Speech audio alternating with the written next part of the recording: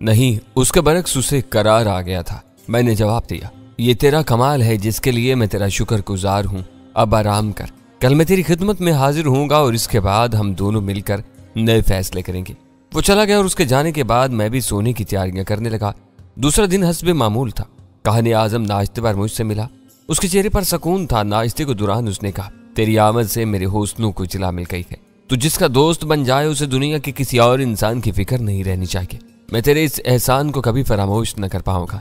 मौजूदा फिरौन को इक़्तिदार से हटाना यूं भी जरूरी है। वो अपने खानदान के दूसरे फिरौनों से ज्यादा जालिम है। उसके दौरे हुकूमत में ज्यादा कत्ले आम हुए हैं और वह अपने दुश्मनों या मुखालफों को एक लहजा जिंदगी देने का कायल नहीं है। चुनाचे इंसानियत के नाम पर भी डाउस की बादशाह का खात्मा जरूरी है। तो मेरे सपुर्द जो काम करेगा मैं उस पर अमल करने को तैयार हूँ सालमूस। मैंने गर्दन हिलाते हुए कहा, काम तो सिर्फ आगेसी करेगी। इस वक्त वही सबसे अहम हस्ती है। अगर उसकी मदद की जरूरत पेश आ गई तो फिर हम दुरेग नहीं करेंगे। वैसे आज मैं सोच रहा हूँ कि फिरौन को तेरा दीदार करवाऊं। वो कई बार तेरे बारे में पूछ चुका है, लेकिन वो इतना मगरूर है कि आमून के बेटे से मुलाकात के लिए खुद अपने कदमों से चलकर माबद में आना पसंद नहीं करता। कोई हर्ज नहीं है, मैं खुद उसके महल में जाना पसंद करूंगा। मैंने कहा। नाश्ते के बाद कहानी आजम ने अपने खादमों को शहर में फैला दिया। वो इन रास्तों का ऐलान कर रहे थे जहां से सूरज के बेटे की सवारी गुजरने वाली थी। वो लोगों को देवता के दीदार की खुशखबरी दे रहे थे।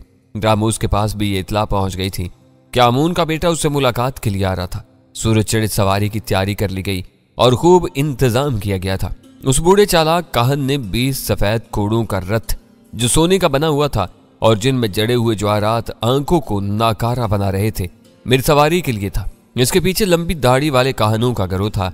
यूं हमारी सवारी फिरौन के महल की तरफ चल पड़ी। लोगों ने कारोबार बंद कर दिए थे। रास्तों पर इंसानी हजूम था जिससे फिरौन के घोड़े संभाले हुए थे। लोग खुशी से नारे लगा रहे थे, फूल बिखर रहे थे और सवारी कुशा कुशा ही महल की तरफ बढ़ रही थी। यहाँ तक कि हम शाही महल के नजदीक पहुंच गए। दूर से महल की खूबसूरत इमारत नजर आ रही थी। हम उसके अहाते से अंदर दाखिल हो गए जहां दरबारी इस्तकबाल के लिए 2 तरफ खड़े थे। फिर लंबी सीढ़ियों की एक बुलंद इमारत थी और सबसे आखिरी सीढ़ी के बाद एक ऊंचा चबूतरा था जिस पर फिरौन रामूस अपने मुशीरों वजीरों के साथ इस्तकबाल के लिए खड़ा था। रथ सीढ़ियों के नजदीक पहुंचकर रुक गया और कहानों ने घोड़ों की बागें थाम ली। सोने की सीढ़ियां रखी गईं और मैं नीचे उतर गया। कहानी आजम भी मेरे साथ ही नीचे आ गया था और फिर सबसे आगे मैं, मेरे 2 कदम पीछे सालमूस और फिर कहानों का गिरोह सीढ़ियां तय करने लगा। रामूस को शायद मेरी शख्सियत, मेरी वजाहत ने मुतासर किया था, इसलिए वो मजीद कई सीढ़ियां नीचे आ गया और सीढ़ियों पर ही उसने मेरा इस्तकबाल किया। आमून के लिए, अहले मिस्र के लिए तेरी आमद मुबारक हो। मैं मिस्र का खुदा सरजमीन मिस्र पर तुझे खुश आमदीद कहता हूँ। तुझ पर बरकतें नाज़िल हूँ, मैंने मुख्तसर कहा और फिर मैं रामूस के साथ बकिया सीढ़ियां तय करने लगा। दर हकीकत ये शख्स मुझे बड़ा खुद सर और मगरूर मालूम हुआ, लेकिन मुझे उसकी क्या परवाह हो सकती थी।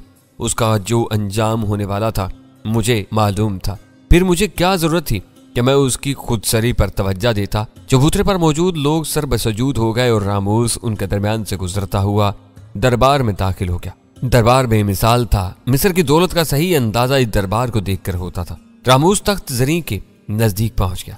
उसके बाएं समत और दाएं समत 2 तख्त और पड़े हुए थे, जिनमें से एक पर मैं, दूसरे पर कहानी बैठ गया।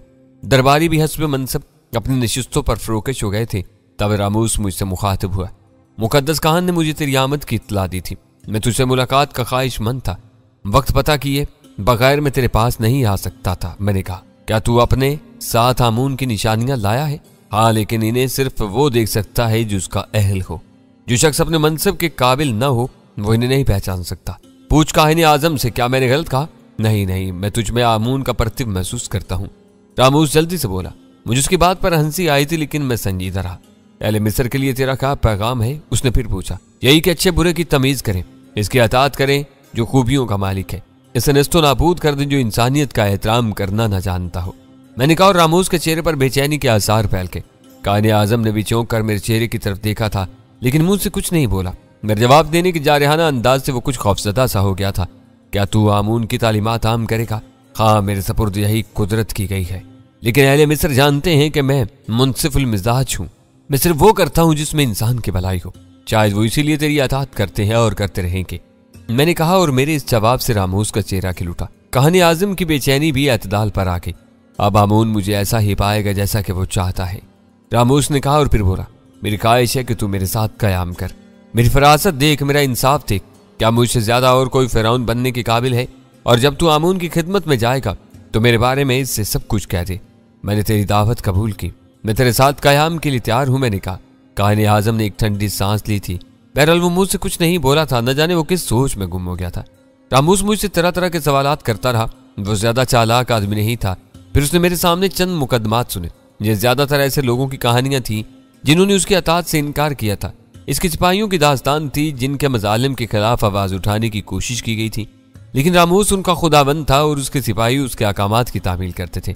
इसके खिलाफ आवाज उठाने वाले बागी थे और बागियों की सांसें जिस कदर महदूद हों दुरुस्त थे। रामूस इस अकीदे का मालिक था, चुनाचे बागियों को सजा देने में कोताही नहीं की गई। ये चीज तफरीह में भी शामिल थी और जैसे कि बाद में पता चला कि रामूस ऐसी तफरीह रोजाना करता था। अगर तफरीह के मौके मुहैया ना होते तो वो उदास हो जाता, इसलिए सिपाहियों को हदायत थी कि इसके लिए रोजाना ऐसे मौके फराहम किए जाएं, और जब कोई ना मिले तो आखिर बेगुनाह शहरियों का भी कोई मसरफ है वो किस काम आएंगे। चुनाचे प्रोफेसर ये तफरीह मैंने भी देखी। आज तो काफी तादाद में मुजरिम मौजूद थे। रामूस के बेहतरीन जंगजू दस्ते ने खूब बागियों को मैदान में दौड़ाया और फिर जब वो थक गए तो उनकी गर्दनें उतार ली गई और उन्हें फिजा में उछाल उछाल कर फिजा ही में उन पर तीर अंदाजी की जाने लगी। इसके बाद हाथियों के दूसरे दस्ते का दौर शुरू हुआ। इस बार हाथियों का मस्त गोल भी मैदान में लाया गया। इन हाथियों को कूदना बखूबी आता था। चुनाचे पैरों में भारी जंजीरें पड़ी होने के बावजूद बागी हाथियों से बचने के लिए दौड़ रहे थे और हाथी इनका पीछा कर रहे थे। मजीद दिलचस्पी के लिए इन जंजीरों में पीतल की नन्ही नन्ही घंटियां भी बांध दी गई थी जो बागियों की दौड़ने की कोशिश में बच रही थी और सिपाही कह के लगा रहे थे। खुद रामूस भी बहुत खुश नजर आ रहा था। वो बार बार रान पर हाथ मार कर हंस पड़ता। उसके नजदीक ही एक हसीन लड़की उसे शराब के जाम दे रही थी जिन्हें वो हाथ में लिए बैठा रहता और फिर जब दिल चाहता हल्क में उंडे लेता। अजीब बेनियाज और जालिम फितरत इंसान था। यूं वो शहरियों की तादाद में रोजाना कमी कर रहा था।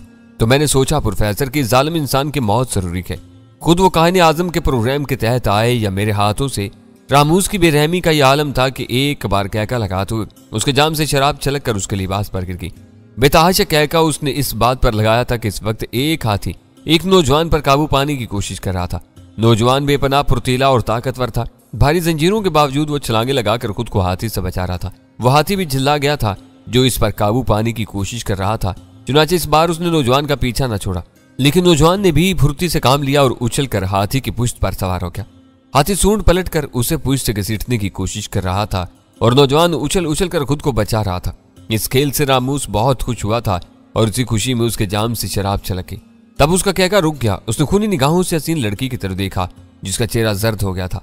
रामूस ने उसे इशारा किया और वो सहमे हुए कदमों से उसके नजदीक आ गई।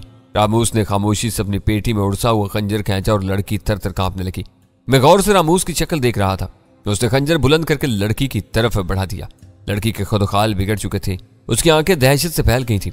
उसने खंजर रामूस के हाथ से ले लिया, उसे कांपते हुए हाथों से अपनी तरफ किया और फिर दांत भींचकर उसे अपने पहलू में दस्ते तक व्यवस्थ कर लिया। उसके भींचे हुए दांतों से कराहें निकल रही थी और रामूस के चेहरे पर सुकून फैल गया था। लड़की तड़प कर सर्द भी होने न पाई थी कि रामूस के सिपाही आगे बढ़े। उन्होंने लड़की की टांगें पकड़ी और उसे घसीट कर नीचे लुढ़का दिया जहां दूसरी बहुत सी लाशें पड़ी थी और फिर आन की आन में रामूस के सामने पड़ा हुआ लड़की का खून साफ कर दिया गया। लेकिन रामूस अब इस वाक़े को भूल गया था और बागियों के आखिरी दस्ते की मौत के मनाजिर देख रहा था। एक बार फिर मेरा खून में उबाल पैदा हुआ प्रोफेसर। मेरा दिल चाहा इस जालिम इंसान को एक लम्हे में फना कर दूं, लेकिन मैंने अकल से काम लिया। जो कुछ होना था वो हो चुका था। जब मैंने उसे रोकने की कोशिश नहीं की तो फिर अब क्या फायदा। खामोशी से तमाशा देखना ज्यादा मुनासिब था। चुनाचे मैंने खुद को संभाल लिया। बागियों की आखिर खेप भी खत्म हो गई थी। चुनाचे खेल खत्म हो गया। यूं भी काफी वक्त गुजर चुका था, इसलिए रामूस अपनी जगह से उठ गया और फिर वो मेरी तरफ मुतवज्जा हो गया। आमून के बेटे, क्या ये दिलचस्प खेल तुझे पसंद आया? बेहद, मैंने मुस्कुराते हुए कहा और रामूस ने एक जबरदस्त कहका लगाया। तबाह, अब आराम का वक्त शुरू हो गया है। और फिर वो काहिने आजम की तरफ रुक करके बोला, तेरा शुक्रिया मुकद्दस काहिने आजम। अब मुझे आमून को खुश करने दे। अब ये माबद की खुश की जिंदगी से निकलकर रामूस के साथ कुछ वक्त गुजारेगा। और काहिने आजम ने गर्दन हिला दी। फिर उसने मेरी तरफ देखा। अजीब अंदाज था, जैसे वो आंखों ही आंखों में बहुत कुछ कह रहा हो और मैंने भी उसी के अंदाज में उसकी बात का जवाब दिया। काहिने आजम रुखसत हो गया और मैं रामूस के साथ उसके महल में दाखिल हो गया। कुछ और लोग भी हमारे साथ चल रहे थे। मैं इधर उधर देखता हुआ आगे बढ़ता रहा। वैसे दिल ही दिल में मैं सोच रहा था कि खुद काहिने आजम भी रामूस से खौफजदा है। बेशक उसका रुतबा अहले मिस्र की निगाहों में खुदावंद रामूस से कम नहीं है, लेकिन रामूस उस पर हावी है। हम महल के अंदरूनी हिस्से में पहुंचकर रामोस ने एक खूबसूरत दरवाजे की तरफ इशारा कर कहा, इसके दूसरी तरफ आराम गाह है जहां तुझे हर सहूलत मुहैया होगी। हम रात का खाना तेरे साथ खाएंगे। मैं खामोशी से उस दरवाजे की तरफ बढ़ गया। मैंने महसूस कर लिया था कि रामोस के दिल में मेरी कोई वक़्त नहीं है। वो एक आम इंसान की हैसियत मुझे दे रहा है। बहरहाल मैं उसमें भी खुश था, क्योंकि वो सब कुछ खुद होने वाला था जो ये देखने के बाद मुझे करना चाहिए था। मेरे कम में 2 खादिम आ रहे थे। उन्होंने मेरे लिए दरवाजा खोल दिया और मैं अंदर दाखिल हो गया। अंदर नीम और रियां लिबासों में 6 खूबसूरत लड़कियां मौजूद थीं जो आपस में एक दूसरे से चैले कर रही थी। मेरी शक्ल देखते ही वो दम बखुद हो गई और फिर मेरे सामने झुकी। मुझे लाने वाले वापस चले गए थे। मैंने मुस्कुराती निगाहों से उन्हें देखा और बोला, तुम कौन हो? तेरी खादमाएं आमून के बेटे। खुशनसीबी है कि हमें तेरी खिदमत का फखर हासिल हुआ। इन सब ने बैक वक्त कहा, क्या तुम्हें मेरी आमद का इल्म था? हाँ, कहानी आजम का पैगाम पूरे मिस्र को मिल चुका है। इस बार एक लड़की ने कहा, मेरे गुस्ल का बंदोबस्त करो। बंदोबस्त है, लड़कियों ने कहा, और मेरी रहनुमाई उस कमरे के एक दरवाजे की तरफ की और फिर उन्होंने दरवाजा खोल दिया। दूसरी तरफ एक खूबसूरत हौज मौजूद था। पानी में खुशबूयात मिलाई और फिर 2 लड़कियां मेरे बाजू पकड़कर मुझे होश में ले गईं। मेरे दिमाग महक रहा था। लड़कियों के बरहना चमकदार जिस्म मेरी निगाहों के सामने थे। वो खुद भी मेरे सुनहरी जिस्म से बेहद हैरान थी। उन्होंने अपनी जिंदगी में ऐसी रंगत वाले इंसान को न देखा होगा। उनकी निगाहों में हैरानी भी थी और पसंदीदगी भी। तब उन्होंने अपने नर्म हाथों से मेरे बदन पर कई रोगन मले और फिर मुझे गुस्ल कराने लगी। लेकिन इस दौरान मैंने खुद को काबू में रखा था। मेरे जज्बात जरूर मचल रहे थे, लेकिन यहाँ इस महल में अभी मुझे बहुत से काम अंजाम देना थे। इसलिए मैं खुद को बहका हुआ इंसान साबित नहीं करना चाहता था। खुद लड़कियों के तनफ्फुस तेज हो गए थे। उनकी हरकत से अंदाजा होता था कि वो मेरे जज्बात भड़काना चाहती है। लेकिन प्रोफेसर, आखिर मैं एक उम्र रसीदा इंसान था। इन जवान छोकरियों के हथकंडे मेरा क्या बिगाड़ सकते थे? मैं गुस्ल से फारिग हो गया और होश से बाहर निकला। लड़कियों ने मुझे लिबास पहनाया और फिर मैंने उनसे खाने की फरमाइश की। उम्दा खाना खाने के बाद मैंने उन्हें इजाजत दे दी और खुद आराम करने लेट किया। मेरे ज़हन में बहुत से ख्यालात थे। दरिंदा सिर्फ रामूस काबिल नफरत था। मैं तहैया कर लिया कि अगर कहानी आजम अपनी साजिश में नाकाम भी हो गया तब भी मैं इसे जिंदा नहीं रहने दूंगा। गो ये मेरे बनाए हुए असूल के खिलाफ था, लेकिन इस सरिंदे के लिए वक्ती तौर पर मैं अपना असूल तोड़ने को तैयार था। तो प्रोफेसर, फिर रात हो गई। रात को शानदार महल बेहद रोशन हो गया। चारों तरफ मोमी शम्मे दान रोशन हो गए। रात का खाना रामूस ने मेरे साथ खाया। खाने पर भी वही तज़्को एहतिशाम था जो होना चाहिए था। रामूस बहुत खुश था और खूब सहक रहा था। इसी दौरान उसने मुझे मुखातिब किया, आसमानों की खुश्क जिंदगी में तेरा दिल नहीं घबराता आमून के बेटे? या फिर वहां भी ये सब लवाजमात मौजूद हैं? आसमानों के राज जमीन की पस्तियों तक नहीं आने चाहिए। मैंने खुश्क लहजे में कहा। रामूस चौंक पड़ा। तो सुकूनखार निगाहों से मेरी तरफ देखा और फिर खाने से हाथ रोककर बोला, क्या जमीन की पस्तियां हमारे वजूद के बाद भी आसमानों की हम पल्ला नहीं बन सकी? क्या यहाँ खुदावंद रामूस का तकद्दुस कोई हैसियत नहीं रखता? मैं संभल गया। इस पागल दीवाने को गिरफ्तार रखना जरूरी था। चुनाचे मैंने उसी पुरवकार अंदाज में कहा, तू जमीन पर एक मिशन लेकर आया रामूस। मुमकिन है तू आसमानों को भूल गया हो, लेकिन तेरा ठिकाना भी वही है। मैं समझ नहीं सका। तू जमीन के बसने वालों से बुलंद है क्योंकि तू उनका खुदा है। मैं जमीन पर रहने वालों की बात कर रहा हूँ। क्या वो तेरे ताबे नहीं है? क्या तू उनकी जिंदगी, उनकी खुशहाली का मालिक नहीं है? हाँ, ये तो दुरुस्त कहा। मैं इनसे बरतर हूँ, मैं इनसे आला और अरफा हूँ, लेकिन क्या इसके बावजूद आसमानों के राज मुझ पर मुनकशफ नहीं किए जा सकते? तू खुद इनसे वाकिफ है, फिर तू जमीन पर रहने वालों की तरह ये सवाल क्यों करता है? अगर तू इनसे वाकिफ नहीं है तो फिर इन इंसानों का माबूद नहीं है और फरेब से काम दे रहा है। न जाने इस बैल की समझ में क्या आया, वो हंसने लगा और फिर उसने दोबारा खाना शुरू करते हुए कहा, हाँ, मैं खुदावंद हूँ, मैं सब कुछ जानता हूँ। बेशक जमीन वालों पर आसमान के राज मुनकशफ नहीं होने चाहिए। तूने ठीक कहा है आसमानों के बेटे, तेरी बातों में सदाकत है। और मैं दिल ही दिल में मुस्कुराने लगा। जाहिर है फरेब की बातें रामूस के अलावा और कौन समझ सकता था। उसने मुझसे बहुत सी अहमकाना बातें की और फिर हम खाने से फारिग हो गए। तब उसने उठते हुए कहा, तू आसमानों की वुसअतों से आया है, वहां तेरा वक्त जैसे भी गुजरता हो, लेकिन मैं तुझे अपनी तरतीब दी हुई जन्नत दिखाऊं। मेरी जन्नत यकीनन तुझे पसंद आएगी। और मैं उसके साथ चल पड़ा। बिलाशुबा उसने जन्नत ही का समा पैदा कर रखा था। हम महल के अकबी हिस्से में आ गए थे। यहाँ ऊपर खुला हुआ आसमान था जहाँ सितारे चमक रहे थे। जमीन पर हसीन तरीन के तात लगे हुए थे। संगे मरमर की एक बड़ी बारादरी थी। दरख्तों में मोमी शम्में छुपी हुई थी। वसी और अरीज बारादरी एक लंबा हौज था जिसमें रंगीन शराब भरी हुई थी और हौज के किनारे दुनिया का अनोखा हुस्न बिखरा हुआ था। लिबासों से बेनियाज हसीनाएं हाथों में सुराहियां और जाम लिए नीम तराज थी। दरख्तों के कंज में हसीनाएं बैठी हुई थी। नुकरे कह के जलतरंग बखेर रही थी और दूर कहीं से साजीने की आवाज फिजा को सहर आलूद कर रही थी। रामूस मुझे लिए हुए बारादरी में दाखिल हो गया और 6 हसीनाएं हमारे नजदीक आ गईं। उन्होंने बेहद बारीक लिबास पहने हुए थे जिससे उनके निस्वानी खतूत और उभर आए थे, और वह हमें साथ लिए हुए एक हसीन तख्त पर पहुंच गई जहां रामूस बैठ गया। मैं भी उसके करीब दूसरे तख्त पर बैठ गया और बारीक लिबादों वाली हसीनाएं हमारे दाएं बाएं खड़ी हो गई।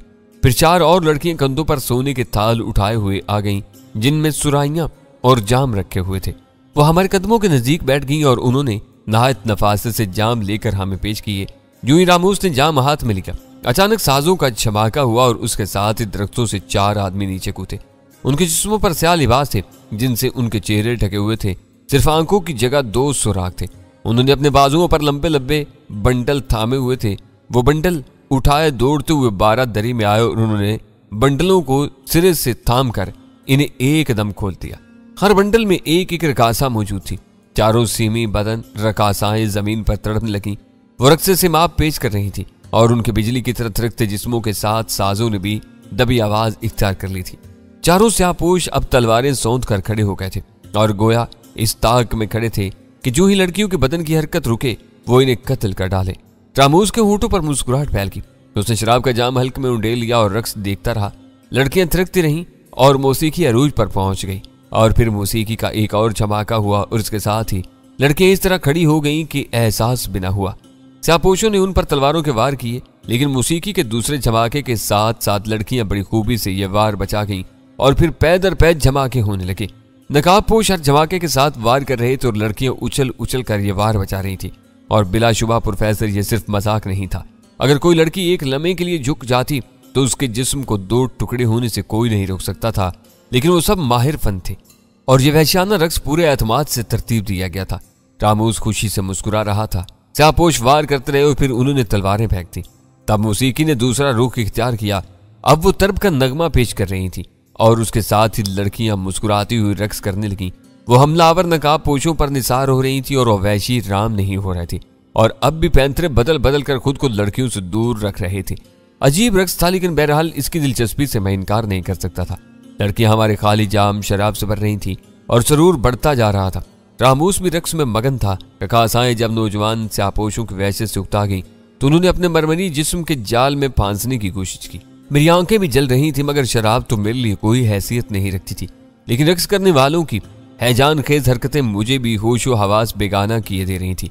रामूस अब तख्त से नीचे उतराया था और कई लड़कियों ने उसे चारों तरफ से घेर लिया था। लड़कियों के खनकते हुए कैकों से कभी कभार रामूस का मनहूस कैका भी सुनाई दे जाता था। रामूस को अब रक्स से कोई दिलचस्पी नहीं रह गई थी। वो मुझे भी भूल चुका था और यूं भी वो लड़कियों के गौल में मुझे नजर नहीं आ रहा था। मेरे नजदीक बैठी हुई लड़की ने मेरी आगोश में सर रख लिया और मैं एक झटके से उठ गया। अब मैं इतना गैर मुहज्जब भी नहीं था। प्रोफेसर की तहजीब के इस गहवारे के बाशिंदों की तरह अपने आप को पागलों की सफ में ला खड़ा करता। मैं भारी कदमों से चल पड़ा। मेरी कनपटियां सुलग रही थी, दिमाग साई साई कर रहा था, बदन जल रहा था और मैं चल रहा था अपनी ख्वाबगाह की तरफ। हाँ, मगर ख्वाबगाह में अब भी मेरी खादमाएं मौजूद हुई और उन्होंने मेरी आगोश पसंद की तो बस उनमें से किसी एक का इंतखाब कर लूंगा। महल में चारों तरफ खामोशी थी। रात काफी हद तक गुजर चुकी थी। मेरी खादम लड़कियों का भी दूर दूर तक कोई वजूद नहीं था। मैं ख्वाबगाह का दरवाजा खोलकर अंदर दाखिल हो गया। तब रंगीन शमदानों की रोशनी में मैंने अपने खूबसूरत बिस्तर पर कोई तहरीक महसूस की। मेरी आंखें खुल गईं। सुर्ख रंग के झिलमिलाते लिबास में मेरे बिस्तर पर अगेसी मौजूद थी। अगेसी मेरी पसंदीदा औरत। मेरा चेहरा खुशी से खिल उठा। इस वक्त अगेसी की मौजूदगी मेरी ऐसी ही थी जैसे प्यास से जान तोड़ते हुए इंसान के होंठों तक पानी पहुंचाए। मैं तेजी से उसकी तरफ लपका और अगेसी के खूबसूरत होंठों पर मुस्कुराहट फैल गई। मैं जानती थी उसने सरगोशी की। क्या जानती थी अगेसी? मैंने उसके करीब बैठकर उसे प्यार से देखते हुए कहा, आसमान के रहने वाले जमीन के पस्त इंसानों से बुलंद होते हैं, वो किसी तौर इन जैसे नहीं हो सकते। अगेसी ने बदस्तूर मुस्कुराते हुए कहा, मैं अब भी नहीं समझा। मैंने उसकी तरफ हाथ फैलाते हुए कहा, तुम रामूस की जन्नत से आ रहे हो? उसने कहा, हाँ, और मैं इस जन्नत के बारे में खूब जानती हूँ। क्या जानती हूँ उसके बारे में? पास जमीन की पस्तियां उभर आती है, खुद को खुदाबंद कहलाने वाला, हाँ, और यहाँ कनीजों के बदन चाटने वाला और अपनी हकीकत का ऐलान कर देता है। तुमने दुरुस्त कहा अगेसी। इस वक्त कोई मामूली रकासा उसे गर्दन दबाकर मार सकती थी। इस वक्त कोई अदना कनीज उसके चेहरे पर थूक सकती है, लेकिन तुम वहां क्यों नहीं रुके? मुझे वो मंजर पसंद नहीं आया। मैं इंसान और जानवरों में फर्क पसंद करता हूँ। ये तुम्हारे देवता होने का सबूत है। हाँ, तुम मेरे देवता हो, तुम फिरौनों से बरतर हो, लेकिन मैं तुम्हारे लिए हूँ। अगेसी सुबह तक मेरे पहलू में रही और फिर जब रोशनी फूटने लगी तो वो उठ गई। कल मेरा इंतजार करना, उसने सरगोशी की। बेचैनी से मैंने कहा।